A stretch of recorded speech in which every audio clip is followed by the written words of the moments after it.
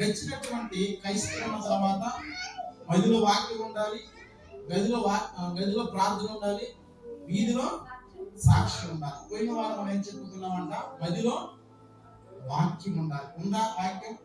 దీనికి స్తోత్రం చేయదట. పోయిన వారు ఏం చెప్పుకున్నాం గుర్తుందా? దీనికి స్తోత్రం ఏం చెప్పుకున్నాం? మదిలో వాక్యం ఉందా? ఉంచుకున్నారా? పడేసారా? డబ్బులు పడేస్తామా? నోటికి అద్దెలు పడేస్తామా? ఇంటి డాక్యుమెంట్ బంగారం ఇవి పడేస్తామా? అవి మాత్రము భద్రంగా ఉండాలి. అవి మాత్రము చాలా జాగ్రత్తగా ఉండాలి. 2 లాకర్లు వేస్తాం, మళ్ళా చూస్తాం దొంగడు వస్తాడేమో, కానీ మనం నమ్మాల్సిన విశ్వాసం ఉంది. గడిచిన వారం మనం విన్న వాక్యము అది భద్రంగా ఉంచుకోవాలి. ఎక్కడ? మన హృదయంలో ఎవరైతే దాన్ని దాపెట్టుకుంటారో, ఎవరైతే ఆ వాక్యం భద్రత చేసుకుంటారో వాళ్ళ జీవితం ఎలా ఉంది తెలుసా? వాళ్ళ జీవితం చాలా అద్భుతంగా ఉండేది, వాళ్ళ జీవితం చాలా సంతోషంగా ఉండేది. కానీ ఈ రోజున మనకు సంతోషం కరువైనది, నెమ్మది కరువైంది. అంటే మనలో వాక్యం లేదు. వాక్యాన్ని మనం చాచా చేస్తున్నాం.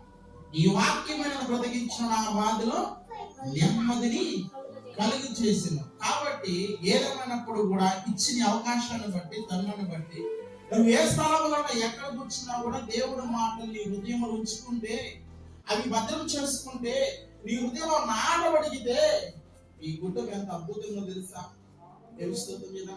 ఎవరికి అందనటువంటి శిఖరాన్న కూర్చోబెట్టగలరు ఎప్పుడు వాక్యాన్ని హృదయంలో దాపెట్టుకున్నప్పుడు. తర్వాత మనం ఏం చెప్పుకున్నాము? గదిలో ఏముండాలి? ప్రార్థన ఉండాలి. గదిలో ప్రార్థనని ఉంటే మన జీవితాలు కూడా చాలా ఆనందంగా ఉంటాయి. కాబట్టి ప్రియనాథునికి బిడ్డలారా, మనం ఒక మాట చదువుకుందామండి. ఏదైనప్పుడు కూడా ఈ ఉదయకాలం దేవుడు మనం ప్రేమించి, మనం ఆశ్రయించి స్థలంలో కూర్చోబెట్టాడు. ఆ విలువైన మాటలు మనము వినటానికి. కాబట్టి ఇక్కడ మత్తయి సువార్త 6వ అధ్యాయం 6వ వచన భాగాన్ని మనం గమనిద్దామండి. మత్తయి సువార్త ఇక్కడ చదవబడినటువంటి భాగాన్ని మనం జ్ఞాపకం చేసుకున్నట్లయితే, నీవు ప్రార్థన చేయనప్పుడు నీ గదిలోనికి వెళ్ళి తలుపు వేసి రహస్యమందున్న నీ తండ్రికి ప్రార్థన చేయము. అప్పుడు రహస్యమందు చూచు నీ తండ్రి నీకు ప్రతిఫలమునిచ్చును. Praise the Lord. హల్లెలూయా. మన ఏదో ఊరెళ్ళాలన్నా సమయం కావాలి, బజార్కి వెళ్ళాలన్నా సమయం కావాలి, దేవుని సన్నిధికి రావాలన్నా కూడా సమయం కావాలి. సమీపముగా మన ఇంట్లోనే గదిలోనే నీవు ప్రార్థన చేస్తే రహస్యమున్న దేవుడు ఈ ప్రార్థన చూసి ప్రతిఫలం ఇస్తాడంట. దీనికి స్తోత్రం లేదండి. ఎవరైనా గదిలో ప్రార్థన చేశారా? గమనించినట్టయితే ఎప్పుడు మీ నాదనికి బిడ్డారా, గదిలో ప్రార్థన చాలా అద్భుతం, చాలా గొప్ప ప్రార్థన. గదిలో ప్రార్థన మనం చేస్తే రహస్యమున్న తండ్రి చూసి ఆ ప్రార్థనని ఆలకిస్తాడంట. పరిశుద్ధ గ్రంథంలో మీ నాదనికి బిడ్డారా, మనం చూడండి చాలా సార్లు కూడా భర్త లేదా కుటుంబం అనుకోండి, ఆ కుటుంబంలో ఎవరి మీద ఆధారపడతారు చెప్పండి? తెలుస్తుంది కదన్నా. భార్య భర్తలు ఉన్నారు, ఒక 2 బిడ్డలు ఉన్నారు, 2 పిల్లలు ఉన్నారు. ఆ కుటుంబం మీద బాధ్యత ఎవరికి ఉండిద్ది? ఎవరి మీద ఆధారపడతారు? తండ్రి మీద ఆధారపడతారు. తెలుస్తుంది కదన్నా. అది తండ్రి మరణిస్తే ఆ కుటుంబం ఎలా ఉంటుంది? అసలు ఊహించుకోండి, ఎంత శోభన. ఏం చేయాలి?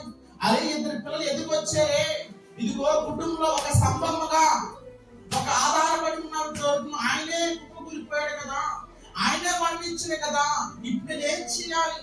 ఎలా బ్రతకాలి? 2 పిల్లలు ఉన్నారే, అప్పు ఉందే, సమస్యలు ఉన్నవే, ఇలా వదిలేసిపోయాడే అని మనము ఎన్నో ఎక్కడికో ఎంత దూరమో ఆలోచిస్తూ ఉంటాము. కానీ ప్రేమినాథునికి బిడ్డరా, తండ్రి చచ్చిపోయిన బ్రతకొచ్చు, కానీ తల్లి చనిపోతే బ్రతకలేరంట. తెలుస్తుందంట. వాస్తవమే కదా. తండ్రి ఉన్నాడు అనుకో, బిడ్డలు పట్టించుకుంటాడా? అదే తల్లి ఉంటే వాళ్ళకి ఆహారం ఏంటి, బట్టలు ఏంటి, ఇంటికి కనిపెడుతూ ఉండింది ఆ బిడ్డల గురించి. కానీ భర్త తండ్రి కనిపెట్టగలడా? కనిపెట్టలేదు. కాబట్టి ప్రేమినాథునికి బిడ్డ, గదిలోని ప్రార్థన. పరిశుద్ధ గ్రంథంలో కుటుంబం ఉంది, ఆ కుటుంబంలో ఒక సమస్య వచ్చిందంట. ఆ సమస్య రాగానే ఆమె ఏం చేయాలో అర్థం కాక, తెలియక, అది ఎందుకు వచ్చిన ఇద్దరు కుమారులు ఉన్నారు, ఆ కుమారులను ఎలా పోషించాలి, ఎలా వాళ్ళని ప్రయోజనం చేయాలని ఏం తెలియక ఆమె ఒక దైవజనుడిని కలిసిందంట. రైతులా ఆ దైవజనుడికి ఆయన కలిసిన తర్వాత ఆయన చెప్పిన మాట విని ఉన్నట్టుగా నేరుగా ఇంటికి వెళ్ళి తలుపులు వేసి ప్రార్థన చేస్తే ఎవరు ఊహించినటువంటి పరిణామం ఏంటంటే గొప్ప ధనవంతులుగా గొప్పగా ఆశ్రయించబడ్డారంట. ఉన్న ఒక భర్త అంటే ఆ ఉన్న భర్త కూడా చనిపోయాడు కదా, ఇప్పుడు నేను ఎలా బ్రతకాలి, ఎలా జీవించాలి, అప్పు చేసి చనిపోయాడు, ఈ అప్పు ఎలా తీర్చాలి అంటున్న సమయంలో, దిక్కుదోచక సమస్యపోతున్నటువంటి సమయంలో ఒక దైవజనుడిని కలిసి ఆ దైవజనుడు చెప్పిన సలహాను బట్టి నేరుగా అటు ఇటు తిరగకుండా ఆమె ఇంటికి వెళ్ళి గదిలోనికి వెళ్ళి ప్రార్థన చేయగా దేవుడు గొప్పగా ఆస్వాదించాడంట. ఇక్కడ చదవడం లేకపోతే తెలుసా, మీరు గదిలోనికి వెళ్ళి రహస్యమందున్న నీ తండ్రికి ప్రార్థన చేయండి. Praise the Lord. ఆ మాట మనం చదువుకుందాం అండి. 2వ రాజుల గ్రంథము, ప్రైజ్ ది లార్డ్, 2వ రాజుల గ్రంథము 4వ అధ్యాయము మొదటి నుంచి మనం జ్ఞాపకం చేసుకుందాం అండి. Praise the Lord. 2వ రాజుల గ్రంథము 4వ అధ్యాయము చదువుమా.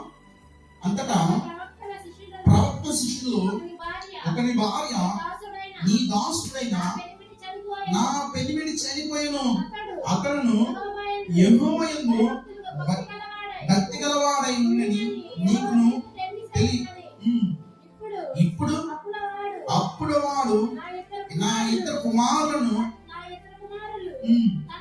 తనకును దాసులుగా ఉన్నడికి వాని పట్టుకొని పోవుడకును వచ్చినని ఉన్నాడని ఎలీషాకును మొరపెట్టగా.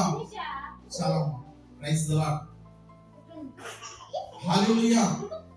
జ్ఞానచ్చిన ప్రేమి నాదునికి బిడ్డాయా. ఈ ఎలీషా ఎవరు? ఏలియా శిష్యుడు. మరి ఆ దినాల్లో శిష్యులకు తరబేతి తీసుకున్నాడు ఎలీషా. మరి ఒక కుటుంబం ఉందంట ఆ పట్టణంలో, ఆ గ్రామంలో, లేదా ఊర్లో. ఇదిగో తన భర్త చనిపోయాడని అప్పు చేసి చనిపోయాడంట. Praise the lord.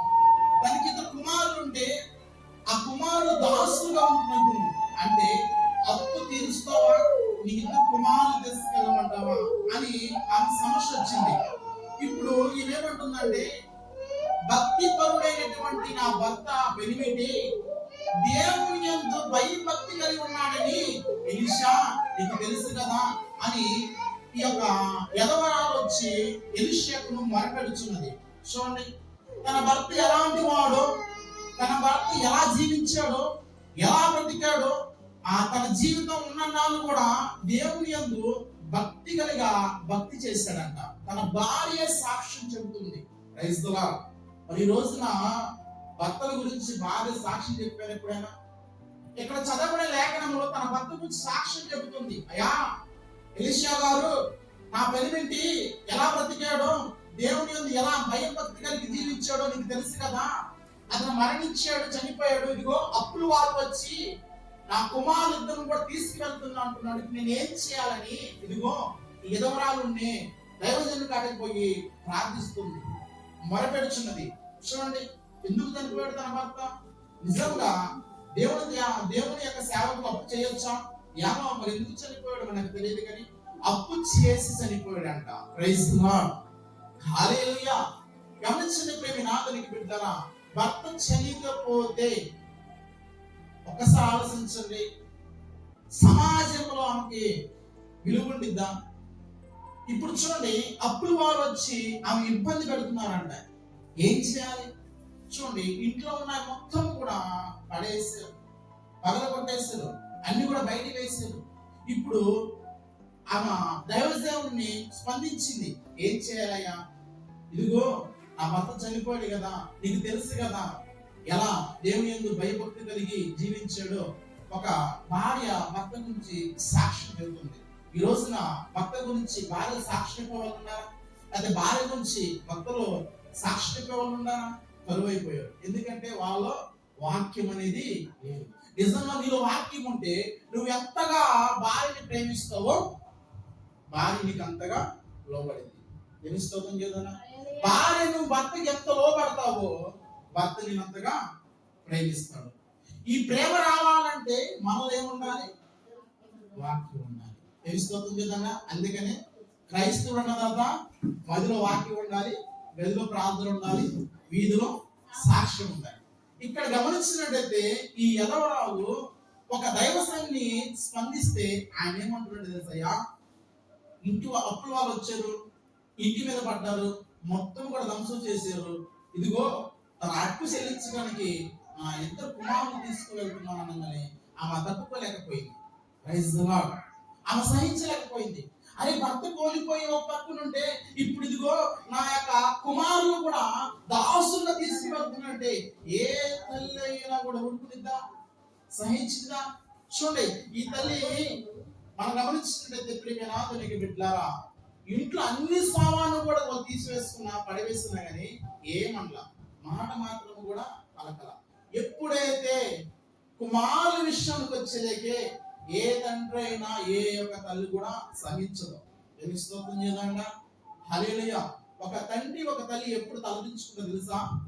కుమార్తెలు తప్పు చేసినప్పుడే.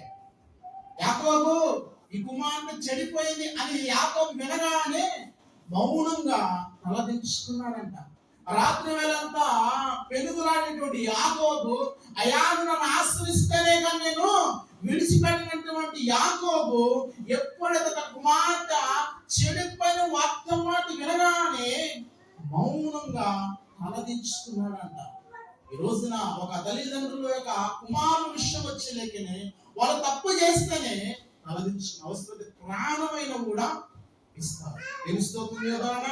కాబట్టి ప్రేమైన ఆధునిక బిడ్డ అప్పుడు వాళ్ళు వచ్చి ఆమె ఇంటి మీద పడుతుంటే సహించింది. అన్ని కూడా ధ్వంసం చేసేసారు, అన్ని కూడా తీసుకుని వెళ్తున్నారు.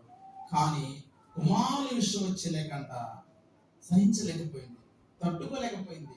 భర్త చనిపోయాడు, ఇప్పుడు వీళ్ళు కూడా దాసులుగా ఆ ఇంటిలోకి వెళ్ళి పని చేస్తారు. ఎలా బ్రతకాలి, ఎలా జీవించాలి అనుకొని ఈ యదవరాలు స్త్రీ చిన్నగా, ఇదిగో నా భర్త భక్తి గలవాడే కదా, అలా దైవజనుడి కాడ ఉన్నాడు కదా, ఆయన స్పందిస్తానని ఆయన కాడికి వెళ్ళిన తర్వాత ఇప్పుడు ఆమె ఏమంటుందో మనం జ్ఞాపకం చేసుకున్న 2వ వచనము, ఎలీషా నా వల్ల నీకు ఏమి కావాలేను, నీ ఇంటిలో ఏముందో అది నాకు తెలియచేయమని. అందుకు ఆమె, నీ దాసురాలైన నా ఇంటిలో నూనె కుండ ఒకటి ఉన్నది, అది తప్ప మరి ఏమీ కూడా లేదని చెబుతుంది. Praise the Lord. అంటే నా వల్ల నీకు ఏం కావాలమ్మా అని దైవజనుడు అడుగుతున్నాడు. ఈ మధ్యాహ్నాలు దేవుడు కూడా నా వల్ల నీకు ఏ అవసరము, ఏం కావాలి అంటున్నాడంటే ముందు మనం అడిగేవారుగా ఉండాలి, మన సమస్య దేవుడు చెప్పుకునే వారిగా ఉండాలి, మన అవసరాలని కూడా ప్రతిదీ కూడా దేవునికి చెప్పుకునే వారిగా ఉండాలి. ఇక్కడ ఎలీషా కూడా అదే అంటున్నాడు, నా వల్ల నీకు ఏం కావాలని చెప్పు. నీ ఇంట్లో ఏముందామంటే ఒక నూనె కుండ తప్ప మరొకటి ఏది కూడా అంటే అప్పుడు వారు ఊరుకుంటారా? అన్ని కూడా ధ్వంసం చేసేసారు. తెలుస్తుంది కదండి.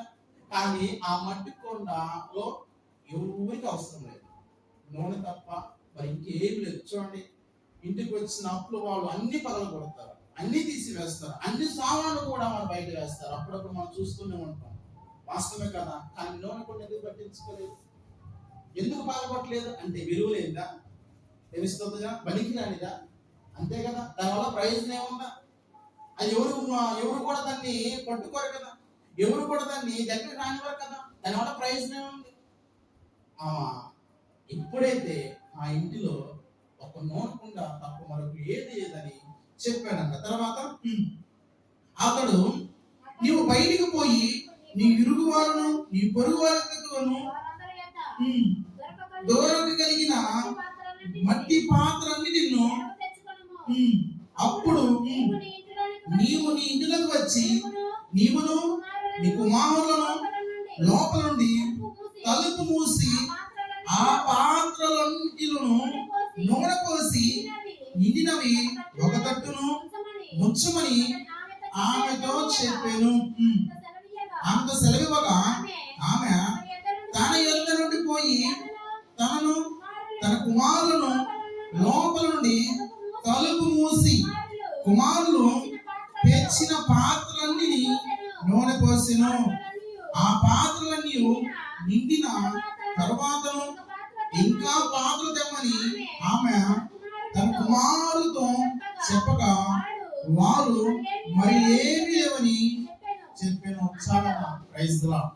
గమనించినట్లయితే ప్రేమ నాదునికి బిడ్డలారా, ఎలీషా చెప్పాడమ్మా, ఇరుగు పొరుగు వారి కాడకు పోయి దొరికినంత వరకును ఎరువు తెచ్చుకో.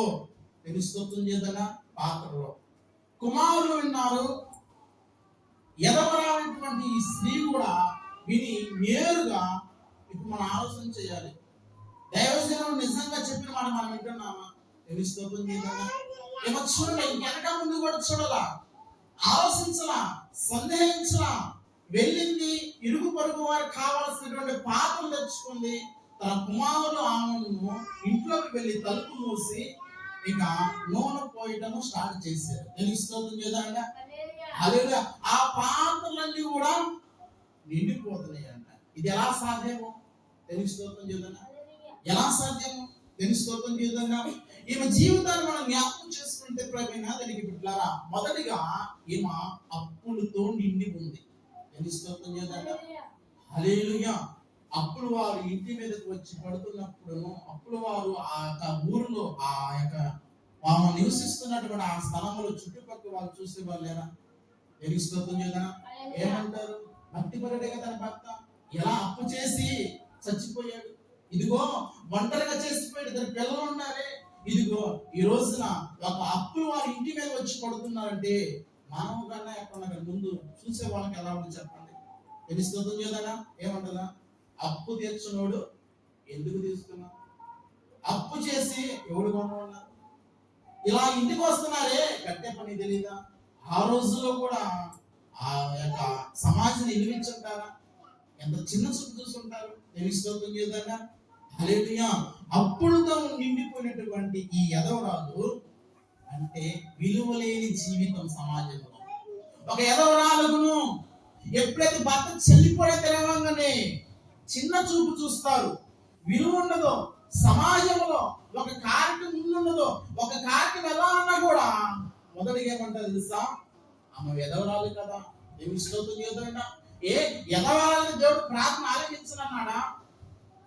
ఏమి స్తోత్రం చేద్దాం. ఒక ఎదవరాల వల్లే కదా సారే ప్రజలు ఒక ఎదవరాలు ఆమెను తెలుస్తోత్రం చేద్దాం. ఒక అప్పడం చేసుకొని చచ్చిపోదాం అనుకున్నారంట. 3.5 సంవత్సరాల వర్షం లేదు. ఆమె కుమారుడు చనిపోవాలనుకున్న సమయంలో ఏలియా వచ్చాడు. ఇదిగో నాకు ఒక అప్పడం చేసుకోరామన్న తర్వాత, అలాగే కొంచెం నీరు కూడా తీసుకురామన్న తర్వాత చేసిందా చేయలేదా? ఇంకా ప్రాంతం ఎదవరాలు ఎవరు లేరా? తెలుస్తోత్రం చేద్దాం. ఎవరైతే నెట్టి వేశారో తర్వాత ఎప్పుడైతే ఆ దైవజనుడు ఒక మాట విని ఆ మాట చెప్పడం చేయగా వర్షం వచ్చిందాకా అటు నూనె అయిపోలేదంట, పిండి అయిపోలేదంట. 3 సంవత్సరాలు ఎవరు తడుపు కొట్టారు చెప్పండి? ఆ ప్రాంతంలో ఉన్నారు. ఎవరైతే ఇలువ లేని మాట్లాడమ్మా సారైపోతే ఎదవరాలు, ఇదిగో ఇది ఏదో అన్నావు తప్పైపోయిందమ్మా, నీకు ఆ నూనె ఉందంట కదా, పిండి ఉందంట కదా, ఇదిగో ఆఖరికి అల్లాడిపోతున్నావు, ఇదివరకు నేను అన్నానే, ఆ మాటలు ఇవి కూడా మనసులో పెట్టుకోవద్దమ్మా అని ఉంటారన్నా. ఆ కాడికి వచ్చారు కదా. నిజంగా చెప్పండి అంటే సమాజం దృష్టిలో ఎదవరాలకు విలువ లేకపోయినా ఎక్కడ విలువ ఉంది దేవుడి దృష్టిలో? దేవుడికి విలువ ఉందా లేదా? తెలుస్తోతో చేద్దాక ఇక్కడ కూడా అప్పులతో కూడుకుపోయినటువంటి ఎదవరాలు ఏంటన్నా విలువ లేని జీవితము, నిరాశలో ఉన్నటువంటి జీవితము, నెమ్మది లేకున్నటువంటి జీవితము, వేదనతో గౌరవం లేనటువంటి స్థితిలో ఉన్నటువంటి ఈ స్త్రీ ఒక దైవజనుడిని కలిసిందంట. క్రైస్తవ మనము కూడా ఏ సమస్యలు ఉన్నప్పుడైనా కూడా, ఎటువంటి వ్యాధులు ఉన్నప్పుడు, నీకు అంతు చిక్కనటువంటి విషయాలు ఏదైనా కూడా నీ సమీపంలో ఉన్నటువంటి దైవజనుడిని కలిస్తే, ఆ దైవజనుడి యొక్క చొప్పున చేస్తే ఆ జీవితం అద్భుతముగా ఉంటుంది. తెలుస్తుంది కదా. ఇక్కడే మనకు అక్కపడుతుంది కదా. బంధువుల కాడికి వెళ్ళిందా? నా ఇంటి మీద కప్పులు వారు వచ్చారు సహాయం చేయమని. అందుకని రాజులు నమ్ముకుంటేను మనుషులు నమ్ముకుంటే ప్రయోజనం ఉందా? ఏవో ఆశించు వారికి ఏ పొందుకు కూడా నేను ఎక్కడికి వెళ్ళిందంట? ఒక దైవజనుడి కాడికి వెళ్ళి తన సమస్య అంతా చెప్పుకుంది, ఎల్ల కట్టేసింది. ఇప్పుడు ఆయన అంటున్నాడు, నీ ఇంటిలో ఏముందో చెప్పమంటే ఒక్క నూనె కుండ తప్ప ఏది కూడా లేదండి. ఆమె ఆలోచించాలి. స్తోత్రం చేద్దాంగా. నూనె కుండలో ఎంత నూనె ఉంటుంది? ఇది కదా చెప్పినట్టుగా చేస్తే ఇదిగో కుమారులు పిలిచింది. ఇదిగో ఇరుగు పొరుగు వారి ఇంటికి వెళ్ళారంట. ఇదిగో మా పాత్రలు ఏమన్నారంట, కావాల్సింది తెచ్చుకున్నారంట. ఇప్పుడు లోపలికి వెళ్ళారంట, తలుపు వేసి అనగా ప్రార్థన చేశారంట. నేను స్తోత్రం చేద్దాంట. ఆ కుండలో నూనె మాత్రము అయిపోవట్లేదంట. వాళ్ళు తెచ్చిన పాత్రలన్నీ నిండిపోయి పొర్లిపోతున్నాయి అంట. నేను స్తోత్రం చేద్దానా. నా గిన్నె నిండి పొర్లుచున్నది, నేను బ్రతుకులు దినములని కృపాక్షేమాలు నా వెంట వచ్చినాయి. ఇవన్నీ పొరలాలంటే ముందు ఆయన మాట మనం వినాలి. ఆయన మాట మనము విశ్వసించాలి. ఆయన దగ్గరకు మనం రావాలి. మన సమస్య అంతా కూడా ఆయనకి చెప్పేవారిగా ఉండాలి. ఇప్పుడు కుమారులకి ఆలస్యం రావాలా? సరే, కుమారులైనా అడగాల కదా. ఇది ఎక్కడ సాధ్యమైందా? భార్య తోడుకోవటానికి, భార్య నీళ్ళ అయిపోకుండా ఉండటానికి ఉంది చిన్న కుండ. అట్లా నూనె పోస్తే ఇన్ని పార్కులు ఎండుతీయా? ఇదే కదా ఆశ్చర్యం, ఇదే కదా విశ్వాసం. ఇదిగో రహస్యముందని దేవుడు వాళ్ళు ప్రార్థన చేశారు. అప్పుడు సమస్యలతో కుమారుడు దాసులుగా అప్పగించాలి. ఇదిగో సమాజం విలువలేదు. ఇదిగో ఎన్నో అవమానాలు భరిస్తున్నటువంటి ఇదిగో బంధువులు ఇంటికి పోలేదు, స్నేహితులు పోలేదు, తన తల్లిదండ్రులు ఇంటికి పోలేదు, కానీ సమీపంగా ఉన్నటువంటి దైవజనుడిని కలిసి ఆయన మాట చెప్తున్నా. ఇదిగో రహస్యమున్న దేవుని యందు ప్రార్థన చేయక, తలుపులు ముయ్యక ఆమె తెచ్చిన పాత్రలన్నీ కూడా నిండిపోతున్నాయి అంట, పొర్లిపోతున్నాయి అంట. దేవునికి స్తోత్రం చేద్దామంట. హల్లెలూయా. గమనించిన ప్రేమ నాదనికి బిడ్డలారా, పాత్రలన్నీ కూడా నిండి తర్వాత ఇతర పాత్రలు తెమ్మని తన కుమారులతో చెప్పగా వారు ఏమీ లేవని చెప్పి అంతలో నూనె నిలిచి పోయాను. ఆమె ఆ దైవజనుడైన అతని ఎదుగు వచ్చి ఈ సంగతి తెలియచెప్పనగా అతడును, నీవు పోయి ఆ నూనె అమ్ముకొని నీ అప్పు తీర్చి మిగిలిన దానితో నీవును నీ పిల్లలను బ్రతుకుని చెప్పాను. Praise the Lord. హల్లెలూయా. మొదటిగా ఈమె ఎలా వచ్చిందంట? అప్పు సమస్యతో వచ్చిందంట. తర్వాత విలువలేని జీవితం కలిగి వచ్చింది. తర్వాత వేదనతో నెమ్మదైన స్థితిలో దైవజనుని కలిసిన తర్వాత ఆయన మాట విన్న తర్వాత ఈమె కలిగినటువంటిది ఏంటో తెలుసా? గొప్ప ఆశీర్వాదం. ఇదిగో ఆ నూనె అమ్ముకొని అప్పు తీర్చుకోండి, మిగతాది నీవు నీ పిల్లలు బ్రతుకుండి అని చెప్పాడు. దేవునికి స్తోత్రం చేద్దాం. దైవజనుని మాట వినలేదా? దేవునికి స్తోత్రం చేద్దాం. అది వినకపోయినట్టయితే ఎవరి గురించి మనం చెప్పుకునే వాళ్ళమా? ఈరోజు మనం వినేవారిగా ఉన్నామా, వినవారిగా ఉన్నామా? దేవునికి స్తోత్రం చెప్పాలా. ఇప్పుడు ఈ కుటుంబం ద్వారా చాలా మంది కూడా ఆ ప్రాంతంలో యేసు వైపు తిరిగి ఉండొచ్చు. దేవునికి స్తోత్రం చేద్దాం. ఇప్పుడు ఆ కుటుంబానికి ఇంటికి వెళ్ళారే, పాత్రలుగా మనం వెళ్ళినప్పుడు ఏం చెప్పుకుంటారు? దేవునికి స్తోత్రం చేద్దాం. హల్లెలూయా. పాత్రలుగా మనకు ఓటు ఇస్తారు ఎవరైనా? చెప్పాలి కదా. మొత్తానికి చుట్టుపక్కల అందరికన్నా కూడా ఎరుగు పాత్రలు తీసుకొచ్చారు కదా. నూనె పోయటము అన్ని కూడా నిండి పొడిపోతున్న సమయంలో తర్వాత తెచ్చుకుంటారు ఇంట్లో. అమ్మా అది పగిలితేది. Praise the Lord. హల్లెలూయా. దైవజనుని కలిసిన తర్వాత అమ్మా మిగిలింది అమ్ముకున్న తర్వాత అప్పు తీర్చుకొని మీ పిల్లలు బ్రతకమన్నారు కదా. ఇప్పుడు ఖాళీగా తెచ్చుకున్న పాత్రలో మళ్ళీ ఇవ్వాలి కదా. దేవునికి స్తోత్రం చేద్దారా? ఊరికి ఇచ్చుంటారా? నూనె పోషించుంటారా? దేవునికి స్తోత్రం చేద్దారా? హల్లెలూయా. ఇప్పుడు మనం కూర చేస్తాం, గిన్నె వేసిస్తారు, తర్వాత ఒకటి గిన్నె ఎత్తామా? మనకు ఒక ఆలోచన వచ్చింది, మనకు కూడా కూర ఇచ్చారు, మనం కూడా వేసిద్దామని వచ్చింది. దేవునికి స్తోత్రం చేద్దారా? వాస్తవం కదా. వీళ్ళు కూడా పాత్రలు తీసుకొచ్చినప్పుడు వీళ్ళు కూడా ఊరికి ఎందుకులే, మన ఇంట్లో పొర్లిపోతుంది కదా. దేవునికి స్తోత్రం చేద్దారా? కాస్త వాళ్ళు కూడా మనం ఇస్తే బాగుపడతారు కదా. ఈ రోజున మనము నిండుకున్న వారమేనా? దేవుని మాటల ద్వారా, దేవుని ఆత్మ ద్వారా మనం నిండు వారమేనా? కాలికుండా అట్లా ఏమి నింపాడు? నూనె నింపాడు. మనందరం కూడా కాలికుండడమే కదా. ఈ స్థలంలోకి వచ్చామని ఆయన వాక్యంతో నింపబడాలి కదా, ఆయన ఆత్మతో మనం నింపబడి ఉంటేనే కదా మన జీవితాలు బాగుండేది, మన జీవితాలు సెగరింపొచ్చేది. ఖాళీగా ఉన్నటువంటి మనము ఇదిగో ఆయన నింపడానికి వచ్చాడు.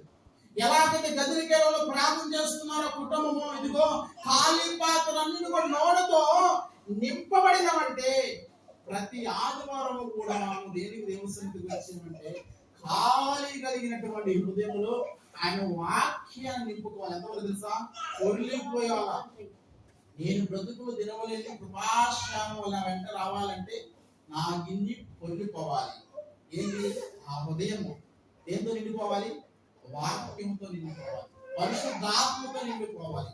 అయ్యా ఇదిగో ఇటువంటి దుష్ట కార్యము చేయకుండా ఉండటకును దేవుడు నాకు అధికారం ఇవ్వలా.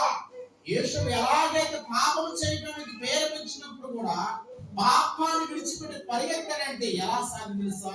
తన హృదయం అంతా కూడా దేవుడితో నిండి ఉంది. మన హృదయం ఎలా ఉంది?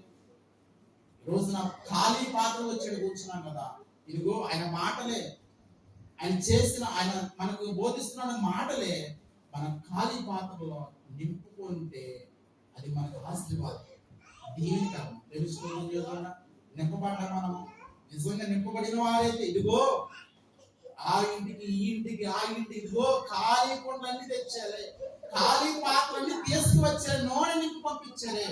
మనము కూడా నింపబడినటువంటి మనం కూడా ఇరుగు పొరుగు పక్కన పెట్టిన ముందు మన కుటుంబంలో ఉండాలి. ఖాళీ కొండము దేవుడి మాటలు వినకుండా, దేవుని గుర్తెరకుండా, మారు మనసు పడకుండా ఇష్టసారంగా జీవిస్తున్నారే. మన భార్య కావచ్చు, బిడ్డలు కావచ్చు, కుటుంబం ఎవరైనా కావచ్చు, తీసుకొచ్చావా ఎక్కడికి? నింపటానికి. ఏం నింపాలి? వాక్యంతో. వాళ్ళు ఎక్కడికి వెళ్ళారు? గదిలోకి వెళ్ళి ఆ పాత్రలో వరుసగా నోనికి వస్తుంది, నిన్ను కొలిపోయినవే. ఈ రోజున నీ కుటుంబం లేరా? పాత్ర లేరా? కాలికుండా లేవా? మరి ఎవరు నింపేది? నువ్వానేనా? తెలుసుకోవడం చేదనా? నింపబడినటువంటి నీవు ప్రతి ఆదివారం వస్తున్నావే, ప్రతి బుధవారం శనివారం వచ్చి ఆయన ఖాళీ కుండలో ఆయన వాక్యం నింపుకొని పోతున్నావే. ఇంటికాడ ఖాళీ కుండలు పడి ఉన్నావే, ఇంటికాడ దేవుని మీద నమ్మకం లేని వారు ఉన్నారే, ఇంకా దేవుని ఎక్కడ ఉన్నారే. ఖాళీ కుండతో ఉన్నటువంటి నీవు నిండిన కుండతో ఏం చేయాలంటే వాళ్ళు నింపాలి. ఏం నింపాలి తెలుసా? దేవుడు మాటలు చెప్తే చాలు, ఏదో ఒక రాయి ఏదైనా తగలదా అన్నట్టు మనం చెప్పగా ఏదో ఒక రోజు వాళ్ళే మారు మనసు పొందుతారు. అంటే ముందు మనం ఫుల్లుగా నింపబడాలి వాక్యం, ఆయన ఆత్మతో. ఖాళీ కుండలో చాలా ఉన్నాయి, చెప్పాలి కదా. ఇదిగో ఇద్దరు కుమారులు చెప్పింది, ఆయన పాత్రలు తీసుకురాండి. ఇదిగో ఇరుగు పొరుగు వారు ఉన్నారు, ఎదురింటి వారు ఉన్నారు, పక్కింటి వారు ఉన్నారు, చుట్టాలు ఉన్నారు, బంధువులు ఉన్నారు. మరి వాళ్ళకి ఏ రోజైనా చెప్పామా దేవుడి మాటలు? ఏ రోజైనా వాళ్ళ పాత్రలో అంటే వాళ్ళ హృదయంలో నింపావా? ఈ కుమారులు చేసిన పని తెలుసా? వాళ్ళకు చేతనంత వరకు పట్టుకొచ్చారట పాత్ర. మరి ఏ రోజైనా నింపబడినది నీవు, దేవుని గుర్తెరిగిన నీవు ఎవరినైనా పట్టుకొచ్చావా? ఒక ఖాళీకుండాని ఒక పాత్రను తీసుకొచ్చావా? తీసుకొచ్చి వాళ్ళ నూనె నింపావా? తీసుకొచ్చి వాళ్ళ హృదయం వాక్యం నాటపడ్డావా? మరి నింపబడినటువంటి నీవు నేనైనా కూడా ఇతరులకు నింపేలాగా, వాళ్ళ జీవితాలు మార్చేలాగా, వాళ్ళ బ్రతుకులు మార్చేలాగా, వాళ్ళ కుటుంబ జీవనంగా ఉండేలాగా నింపబడి ఉన్నావే. ఇదిగో వాళ్ళు నింపబడినటువంటి ఖాళీ పాత్రలో ఎలాగ నింపారో మనము కూడా ఇంట్లో ఖాళీకుండా ఉన్నటువంటి మనము నింపేవారిగా ఉండాలి. అప్పుడు కదా మనం ఆశ్రయించబడేది, దీవించబడేది.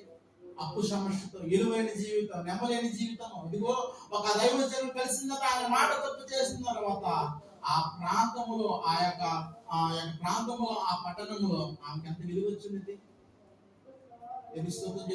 ఎలా అంటారా? భారీ పాత్రలు తీసుకొని పోయింది కదా, నూనెతో ఇస్తుందా మనకి? వాస్తవమే కదా. హల్లెలూయా. మనకి పచ్చడేసి ఇచ్చాడు అనుకో, తర్వాత మనం మాసం కూరేసి ఇచ్చామనుకో ఏమంటారా? అబ్బా స్వామిలే, మనం పచ్చడేసిన ఏం ఇస్తుంది? మోసం కూరేసి ఇచ్చిందంట. తెలుస్తుంది. కుమారులు ఏం తెచ్చారు? పాత్రలు. ఖాళీయా నా దేవుని వేసుకుని వచ్చారా? తెలుస్తుంది. హల్లెలూయా. వాళ్ళు ఏమనుకుంటారు? వీళ్ళు అవసరానికి ఇచ్చారు కదా, మనం నూనె పోసి ఇచ్చేద్దాం అనుకుంటారు కదా. అప్పుడు అడుగుంటారు, ఎక్కడ మీకు నూనె? మీరు అప్పులు కదా, నిన్నే కదా నేను చూసింది. మీ ఇంటి మీద అప్పులు వాళ్ళు వచ్చి గోల చేస్తున్నారు కదా, ఎన్నో మాట్లాడుతున్నారు కదా, మేము చూసాం కదా. ఇప్పుడేంటి ఖాళీ పాత్ర తీసుకొని పోయి నోడుతో నింపిస్తున్నాం అనరా అన్నప్పుడు వాళ్ళు ఏం చెప్పుకుంటారు? చెప్పాలా? ఏం చెప్పుకుంటారు చెప్పండి? రహస్యమందునే 4 గోల మధ్య జరిగినవే. ఒక ఏరియా దైవజనుడు చెప్పాడే, ఎలీషా చెప్పాడే దైవజనుడు, అయ్యా ఇదిగో నీ ఇంట్లో ఖాళీ కుండ తప్ప నూనె కుండ ఒకటే ఉందంటావు కదా, ఇదిగో ఇరుగు పొరుగు వారి కడకపోయి కావలసిన పాత్ర తెచ్చుకొని తలుపు వేసి ఇదిగో రహస్యమందు చూస్తున్న దేవుడు ప్రార్థన చేయాలి. ఇదిగో ఆ కుండలో నూనె పోస్తే ప్రతి పాత్ర నిండిపోతుందంట. తెలుస్తుందా? 4 గోల మధ్య జరిగినటువంటి కార్యము ఇప్పుడు ఏమైంది? పట్టబడలైపోయింది. వాళ్ళు ప్రతి ఒక్కరు చెప్పుకుంటారు కదా, ఖాళీ పాత్ర తీసుకెళ్ళి నూనె ఎలా వచ్చింది నీకు? మీరు అప్పుల్లో బుడికిపోయారు కదా, సమస్యలో ఉన్నారు కదా, మీ అమ్మ ఎలా రాలే కదా, నిన్నే మీ నాన్న చనిపోయాడు కదా, ఇది ఎలా సాధ్యం అన్నప్పుడు ఏం చెప్పుకుంటారు? చెప్పుకుంటారా? ఇదిగో అలా దైవజనుడి కాడికి వెళ్ళాం, అప్పుడు సమస్యతో వేదం ఇదిగో మా సమస్యని చెప్పుకున్నాం. ఆయన ఒక మాట చెప్పాడు, ఇదిగో ఆయన మాట మేము విన్నాము, విశ్వసించాము. ఇదిగో ఇరుగు పొరుగు వారి కూడా ప్రార్థన చేసుకొచ్చి ఇదిగో రహస్యమందున దేవుడు మా గదిలోకి మేము ప్రార్థన చేయగా ఆ ఒట్టి కొండల నూనె కొండలు ఉన్నది అన్ని తపాలన్నీ నింపుకున్నాగా అన్ని నిండిపోయినవయ్యా. ఇదిగో ఆటలో ఎక్కువైనది మిగిలినది. ఇదిగో ఇది ఖాళీగా ఇచ్చారు కదా, ఆ పాత్ర ఖాళీగా ఎందుకని నూనెతో నింపిస్తున్నాం అంటే వాళ్ళు ఎవరెవరు కాడ తెచ్చారో ప్రతి ఒక్కరు కూడా వారు మనసు పొందే ఉన్నారు. వాస్తవమే కదా? అందరూ అవాకై ఉన్నారు కదా, ఇది వాస్తవా, ఇది నిజమా, 4 గోల మధ్య జరిగిందా ఈ రహస్యం అని వాళ్ళు కూడా యేసు వైపు తిరుగుంటారు లేదా? ఎందుకంటారేమో, ఎందుకంటే నిన్న దినాన వాళ్ళ ఇంటి వైపు వచ్చినప్పుడు అప్పుడు వారు అందరూ చూస్తుంటారు, కానీ ఈ రోజున అప్పు వాళ్ళు ఇచ్చేవారిగా ఉన్నారు కానీ అప్పు తీసుకునే వారిగా ఉన్నారా? ఎలా వచ్చినది ఈ నూనె? నిన్న కాక మొన్న ఇంటి మీదకి వచ్చి ఎన్నో మాట్లాడిపోయి అప్పులు వాళ్ళు ఈ రోజున వీళ్ళు మనకు నూనె ఇస్తున్నారేంటి? అప్పుడు వాళ్ళకి జరిగినది చెప్పుకుంటారు కదా. మరి ఈ రోజున మనం చెబుతున్నాం ఎన్నో వాక్యం ఇంటికి పోయి నువ్వు ఎలా మారావమ్మా అంటే, ఎలా నీళ్ళు మార్పు వచ్చిందంటే చెప్పేవే రోజున ఈ రోజైనా నీ గురించి చెప్పిన సాక్ష్యం గురించి మనుషులు ఏముంది, లోకం ఏముంది, మనుషులు ఎలా చెప్పిన మాట లేకుండా కానీ సృష్టించిన సృష్టికర్త ఆయన నిన్న నేడు ఒకే రీతిలో ఉన్నాడు. మనం ఎంత మాత్రం నమ్మదగిన వారు కాకపోయినా కూడా దేవుడు మనకును నమ్మదగిన దేవుడు దొరికాడు. అప్పుడును ఇప్పుడును ఒకే రీతిగా ఉన్నాడు. మనమే స్తోత్రం చేద్దాం. హల్లెలూయా. గాలి వెళ్ళినప్పుడల్లా మారిపోతూ ఉంటాం. వాస్తవం కదా. పరిశుద్ధ గ్రంథంలో రాత్రి మనం చెప్పుకున్నాం, ఒక పట్టణంలో న్యాయాధిపతి ఉన్నాడంట. పేరుకు మాత్రం న్యాయాధిపతి, కానీ దేవుడు అంటే భయం లేదు, మనుషులు అంటే లెక్కగోలేదంట. పేరుకు మాత్రము న్యాయాధిపతి. తెలుసుకోవద్దు కదా. మనం కూడా పేరుకు మాత్రము క్రైస్తవులమే, పేరుకు మాత్రము విశ్వాసమే. ఎంతసేపు ప్రార్థనకు వచ్చానని చెప్పే ఇంటికి పోతున్న తర్వాత తెలుసుకుందాం మన జీవితాలు ఎలా ఉంటాయమ్మా. దేవుడు చూస్తున్నాడే, దేవుడు మాట్లాడేది ప్రతి నా నడక నా ప్రడక ప్రతిది కూడా దేవుడు నన్ను చూస్తున్నా. నా తల వెంట్రుకలు లెక్కింపబడినది. ఎలా జీవించాలి మనం, ఎలా నమ్మకంగా ఉంటే ఆయన కార్యం చూడాలి. చూడండి, ఒక ఏదో అప్పు సమస్య వెళ్ళింది, కానీ ఆయన మాట విన్న తర్వాత రహస్యమున్న దేవునికి ప్రార్థన చేయగా తలుపు వేయగా వాళ్ళు తెచ్చిన పాత్రలన్నీ కూడా పొర్లిపోతున్నాయి అంట. ఆ పొర్లిపోయిన తర్వాత ఆ పాత్రలు మళ్ళా ఇవ్వాలి కదా ఎవరు వాళ్ళు తెచ్చింది. ఎందుకంటే పొరుగు వారు ఏది కూడా మనము ఆశించకూడదు, ఎవరు వారికి ఇచ్చేయాలి. అందుకని మరలా నూనె కూడా పోసి ఇచ్చినప్పుడు వాళ్ళు ప్రతి ఇంటికి సాక్ష్యం చెప్పుకుంటారు. మన కుటుంబం ఇలా జరిగిందాయా, ఈరోజు సాక్ష్యం చెప్పామా, మనం తెలుసుకోవడం చేద్దాంగా. ఇలా సాక్ష్యం చెప్పామా, కుమారులు ఇద్దరు బందీగా అప్పులు వాడు తీసుకెళ్తాను. ఈ రోజున వాళ్ళు స్వార్థికులుగా ప్రతి ఇంటికి 10 గడప వెళ్ళి ఎవరెక్కడ పాత్ర తీసుకొని ప్రతి ఇంటికి చెప్పుకుంటారు. ఎలా సాధ్యం అన్నప్పుడు మనం కూడా చెప్పాలి కదా సాక్ష్యం, మనం కూడా మాటలు చెప్పాలి కదా. మన కుటుంబంలో ఉండే కదా ఖాళీ కుండలు, చిన్న వాక్యాలను నింపుకొని పోయి ఆ ఖాళీ కుండలు వేస్తేనే కదా వాళ్ళు కూడా మారేది. మనం అంటాము మారతారులే, తెలుసుకోవద్దు చేద్దాం, అలాగా మారతారులే, టైం వచ్చినప్పుడు మనం చేయాలి కదా, తెలుసుకోవద్దు చేద్దాం. మనోళ్ళ యొక్క ఆలోచన ఎలా ఉంటుందంటే సముద్రంలో ఎంత వర్షం కురిసిన ప్రయోజనం ఉందా? ఉండిద్దా? పగడపు దీపం వెలిగిస్తే ప్రయోజనం ఉందా? అర్థమవుతుందా? సముద్రం ఎంత వర్షం కురిసినా కూడా ప్రయోజనం ఉండదు. పగడ వేళ ఎంత దీపం వెలిగించినా కూడా ప్రయోజనం లేదు. ధనవంతుడు ఉంటాడే, ధనవంతుడికి చిన్న కానుక ఇస్తే ప్రయోజనం ఉండిద్దా? తీసుకుంటాడా? లేదా ఆరోగ్యం లేని వాడికి నీ మంచి విలువైన ఆహారం పెడితే వాడికి ఏమైనా ప్రయోజనం ఉండిద్దా? దేవునికి స్తోత్రం చేద్దాం. ఆయన అర్థమవుతుంది నా మాటలో. దేవునికి స్తోత్రం చెప్పాలా? హల్లెలూయా. మన జీవితం తొంగి చూసుకుంటే ఒక్కసారి అలాగే ఉంటాం. ప్రయోజనం లేని చేస్తూ ఉంటాం, దేవునికి ఇష్టమైన చేస్తూ ఉంటాం, ఆయాసం పెట్టి ఇస్తుంటాం దేవుడు. కానీ దేవుడు ఏముంటుంది తెలుసా? మిమ్మల్ని గురించి నేను చింతిస్తున్నాను, మీ చింత యావత్తు నా మీద వేయండి. కానీ మనం ఇంకా చింతిస్తూనే ఉంటాం. ఆ చింతించడం వల్ల ఎత్తు పెరగలేము, ఎత్తు తగ్గలేము, మూడ పెరగలేము. కాబట్టి ఇప్పుడు వినాదునికి బిడ్డరా, అప్పు సమస్యలతో వచ్చిన ఈ ఎడవరాలు అప్పు ఇచ్చేవారిగా మారిపోయిందండి. కారణం ఏంటంటే నమ్మింది, విశ్వసించింది. ఏం స్తోత్రం చేద్దాం. హల్లెలూయా. ఎలీషాను మొరపెట్టింది. మనము కూడా మన కుటుంబం ఏ సమస్య అయినా కూడా మొరపెట్టే వారికి ఉంటుంది. తర్వాత తన దగ్గరను ఏమి ఉందో అది తెలియచేసింది. దైవజనుడు అన్నాడు కదా, నీ ఇంట్లో ఏముందో మనల్ని ఎమ్మని ఆమెకి ఏం తట్టింది తెలుసా?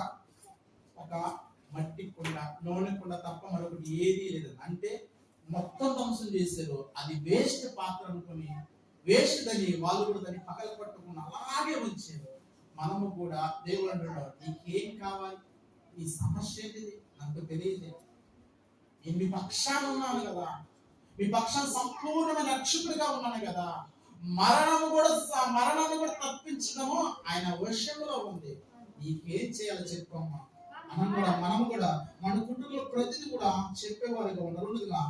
ఆమె నమ్మింది, మనము కూడా నమ్మాలి.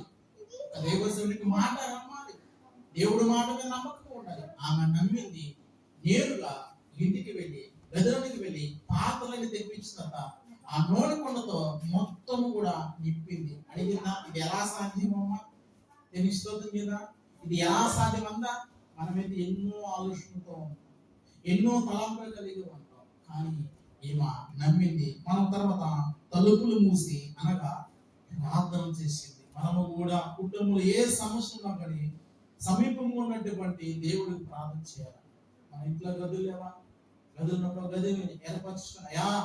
నాకు ఈ సమస్య వచ్చిందయ్యా, ఇదిగో మత్తయి సువార్త 6వ అధ్యాయంలో మీరు చెప్పబడేది కదా, నీవు ప్రార్థన చేయనప్పుడు గదిలోకి వెళ్ళి రహస్యమందున దేవుడికి ప్రార్థన చేయము, అయ్యా ప్రతిఫలం ఇస్తాను కదా. ఇదిగో నీ కుమార్తెని ప్రార్థిస్తున్నానయ్యా, ఇదిగో నా కుటుంబంలో ఈ సమస్య వచ్చిందయ్యా, ఈ ఇబ్బంది వచ్చింది, ఈ బలహీనత వచ్చింది, దీన్ని ఎలా వెళ్ళాలి, ఎలా ప్రార్థించాలంటే దేవుడు రహస్యమందుని మనకు ప్రతిఫలం ఇస్తున్నాడు. అనగా అప్పులు తీర్చుకుంది, క్షేమాన్ని పొందుకుంది.